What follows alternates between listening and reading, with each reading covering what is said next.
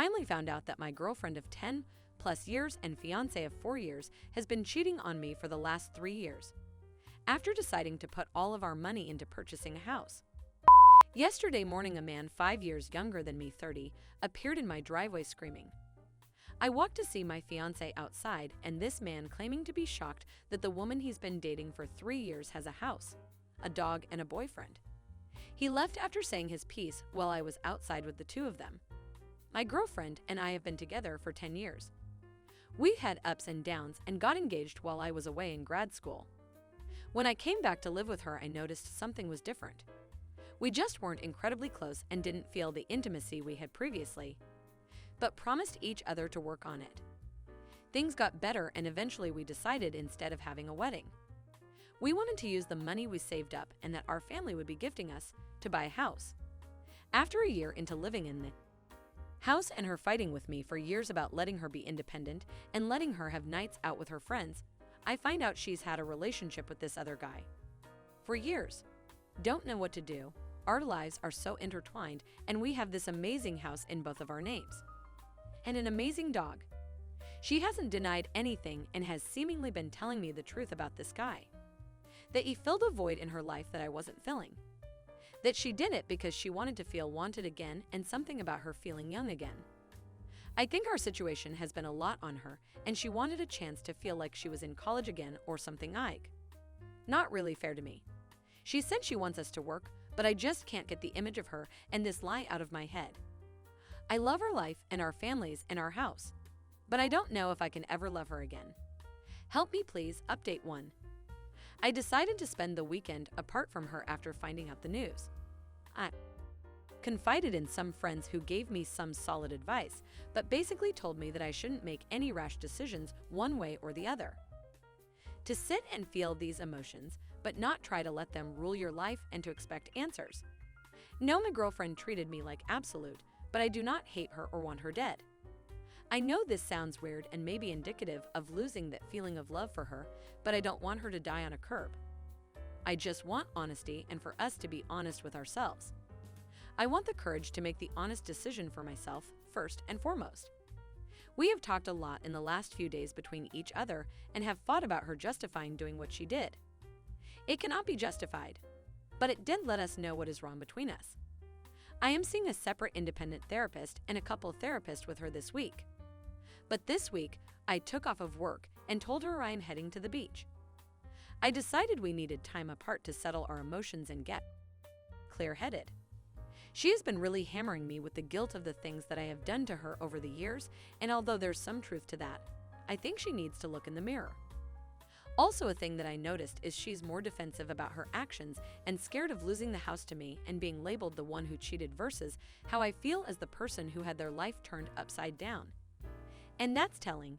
So this week I am leaving her with all of the responsibilities that I usually do. The things she doesn't come close to understanding, the things I do around our house. You all have your pitchforks out and want me to dump her bad and make it a big evil thing, but that's just not how I am.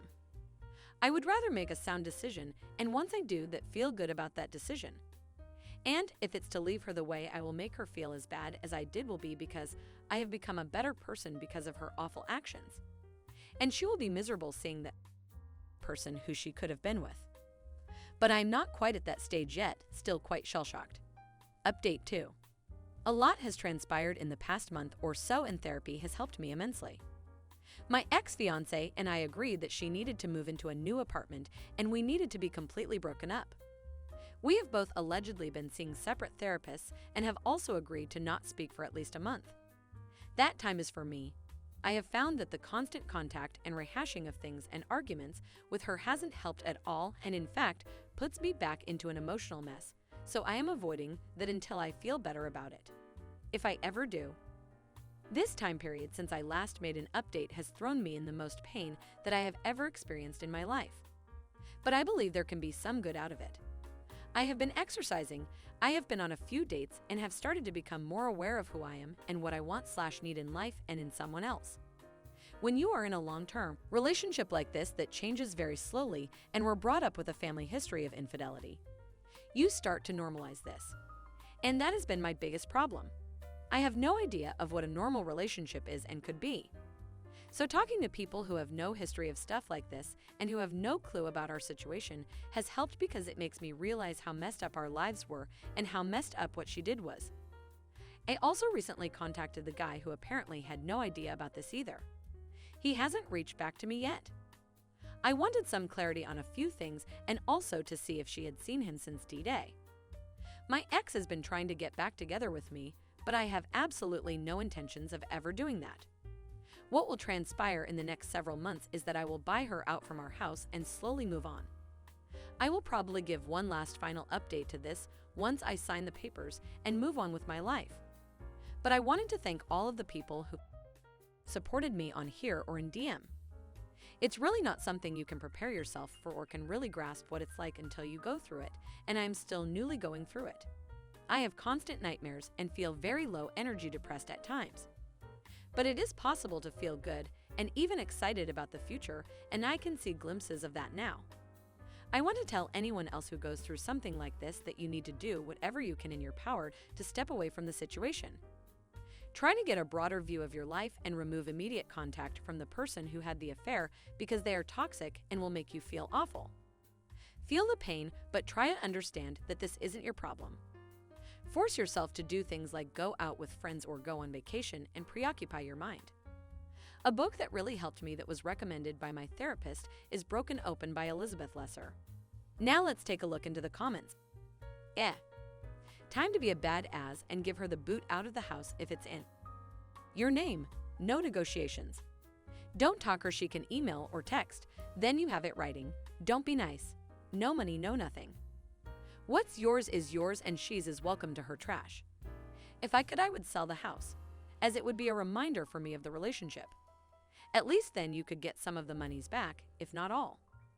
Then you could reinvest the cash and move on completely with your life. No strings attached. I'm so sorry for what you're going through. I went through the same exact thing with my ex-fiancé, except we were together a couple of years fewer than in your situation. I tried everything in the world to get over her, from therapy to medication, moving to a new area, a new career, lots of new hobbies, and tons of random sex, but they were only distractions that masked the pain. It still hurts years later, and the memories always seem to creep up on me to make me sad during holidays or life milestones or when I have nothing going on at the moment. I'm hoping this will fade away with time. Thanks for the book recommendation. Stay strong, my friend. When those memories slip into your memory, just think of the times that were not good. Our brain tries to comfort us. But the reality is she really hurt you, so be the king that you are, and you deserve to live your best life. You did nothing wrong. Be kind to yourself. You deserve love. My friend, you don't have to thank me, my friend. You need to know that you're worth the fight to have love. Do relationship have bad days, weeks, years? Yes. Are relationships not perfect? Yes, but you don't go and cheat. You have communication and get you through it. That is what the fight is for, becoming a stronger bond and union, and she has proved to you that she doesn't want to, and that's okay because you are so worth the fight. It's her lose, and you deserve the best. There are days that are hard to adjusting to finding yourself again, but those days will make you stronger. The more you focus on you and the positive, even if the whole day is negative, you find 1 ounce of positive, it will get you through. Don't be manipulated in the words of she's promises or how she's treating you better. It's all a ploy, cause remember, you deserve the world. And if you ever want to talk or chat or yell or just need a good listener, I'm here for you. My friend, time, distance, and self-work really can help heal the wounds. You'll carry the scars forever, but at least slowing the bleeding helps you journey your way to recovery. You're doing very well for just a couple of months or less out! I think we could all see it would never work with X because she lacked empathy to attempt to put you on a path towards healing. Without that ownership, you were simply stuck in your own trauma. Keep fighting for the life you deserve. It's a difficult journey, and there will still be ups and downs, but with continued work, you'll feel less and less downs! Jesus me, the exact thing is happening to my father right now, except they were married for 7 years. She's dragged out the divorce for over a year and has taken the house funds as well and over $200K from him. It breaks my heart because I've never ever seen my father cry, as he is an ex-Marine full of no emotion. And the night he told me, I left work early because he said something bad happened. When he told me, I saw the pain in his eyes and in his heart for the first time, and I have never felt so broken before. All of his pain transferred to me. He's got mobility issues, is balding, and he is overweight. And I remember the cracks in his voice of him telling me, "Who's gonna marry me now?" Like this. I wish the absolute best for you, as no one should ever endure something like this. It pains me deeply. He should set up a dating app and set the location to Thailand. The women there are beautiful and can see past physical appearances and see the potential in a man. If he's okay with starting out on a long-distance relationship, he'll meet what will likely be the best woman of his life.